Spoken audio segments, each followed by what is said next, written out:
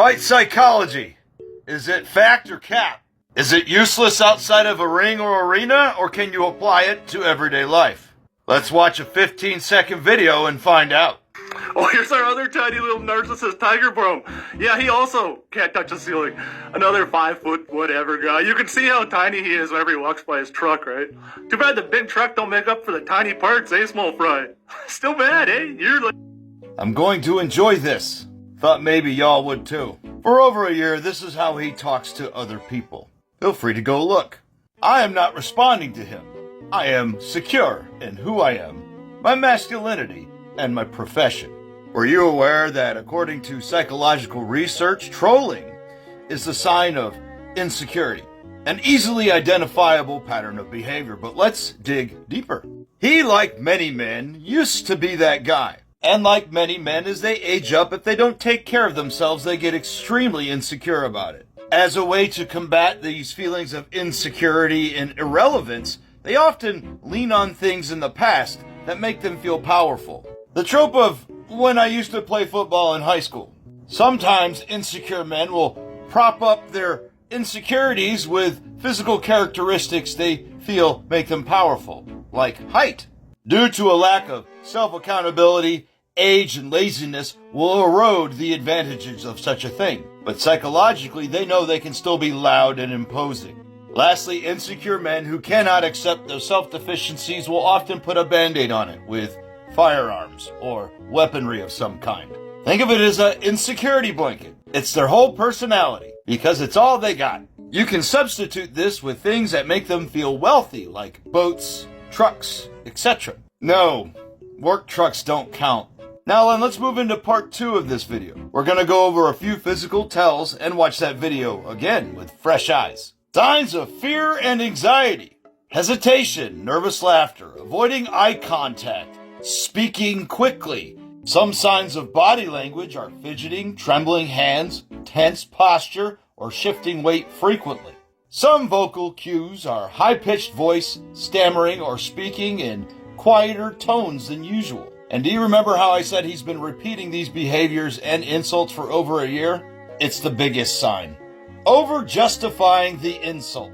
Trying to explain or rationalize the insult excessively, almost as if seeking validation for their words. Lastly, immediate deflection.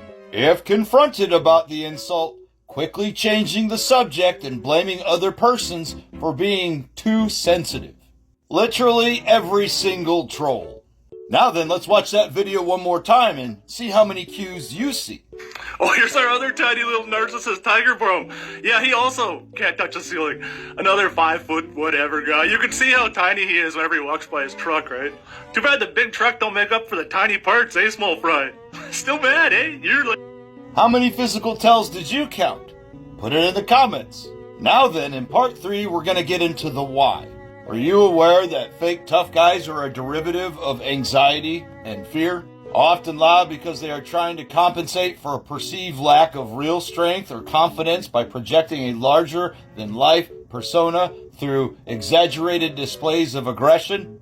This often manifests as loud talking, brash behavior, or boisterous posturing to intimidate others and appear more powerful than they feel internally. Essentially, all bark and no bite.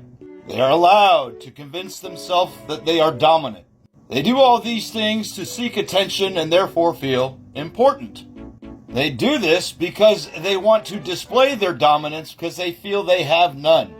Fun fact for the folks at home, the louder they bark, the easier it is to tell. Stress, fear, and anxiety has effect on the body, but also the vocal cords. They tighten as a stress response. It increases their pitch at weird times. They get voice tremors. Their anxiety and fear cause them to speak more rapidly and at odd times. And due to the inability to manage the brain chemicals that come from this, they have a difficulty articulating their speech. Lastly, the voice breaks.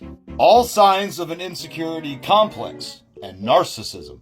A year trying to assert one's superiority across multiple accounts to dozens of people, and it's your whole personality. Well, I think we've come to a conclusion. Now, I am sure he is going to try to flip many of these things onto me. Narcissists don't really have real friends they can rely on to ask, help them self-reflect and find accountability. I have many of you, a partner, and a fight coach. I.e., I have friends. And my fight coach doesn't want me to get cocky because I pay him for that. If you're cocky, you bite off more than you can chew. You make mistakes. As he puts it, anger is wasted energy, better put in somebody's face hole.